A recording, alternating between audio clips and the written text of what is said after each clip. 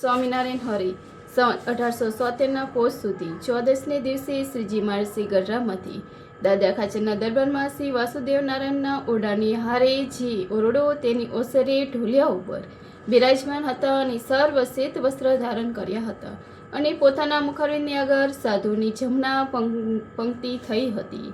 તે સમયે શ્રીજી મહારાજ બોલ્યાજી, જે સત્સંગી સત્સંગમાંથી પાછો પડવાનો હોય તેને અસત વાસનાની વૃત્તિ થાય છે ને તેને પ્રથમ તો દિવસે દિવસે સત્સંગ માત્રનો અનુગુણ આવે છે ને પોતાના હૈયામાં એમ જાણે છે, સર્વ સત્સંગી તો અણસમજુ છે ને હું સમજું છું એમ સર્વથી અધિક પોતાને જાણી ને રાત્રિ દિવસ પોતાના હૈયામાં મૂંઝાયા કરે અને દિવસમાં કોઈ ઠેકાને સુખે કરીને બેસે નહીં ને રાત્રિમાં સૂવે તો નિંદ્રા પણ આવે નહીં ને ક્રોધ તો ક્યારેય મટે જ નહીં, એ અર્ધ બરેલો કાષ્ટની પેઠે ધૂંધવાયા કરે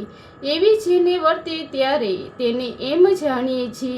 એ સત્સંગમાંથી પડવાનો થયો છે ને એવો હોય ને જે જેટલા દિવસ સત્સંગમાં રહે પણ તેના હૈયામાં કોઈ દિવસ સુખ આવે નહીં ને અંત પાસો પડી જાય છે અને સત્સંગમાં જેને વધારો થવાનો હોય તેની શુભ વાસના વૃદ્ધિ પામે છે ત્યારે તેને દિવસે દિવસે સત્સંગ માત્રનો હૈયામાં ગુણ આવે છે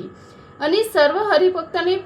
મોટા સમજી ને પોતાને ન્યૂન સમજી ને આઠે પહોર તેના હૈયામાં સત્સંગનો આનંદ વર્ત્યા કરે એવા લક્ષણે જ્યારે હોય ત્યારે જાણીએ એ શુભ વાસના વૃદ્ધિ પામી છે ને જેમ જેમ વધુ સત્સંગ કરે તેમ તેમ વધુ સમાસ થતો જાય અને અતિશય મોટપને પામી જાય છે। એવી રીતે શ્રીજી મહારાજ વાત કહીને જય સચ્ચિદાનંદ કહીને પોતાને આસ્થાને પધાર્યા। ઇત્ય વૈષ્ણવ ગઢડા પ્રથમનું 28મું પૂરું થયું। જય સ્વામિનારાયણ।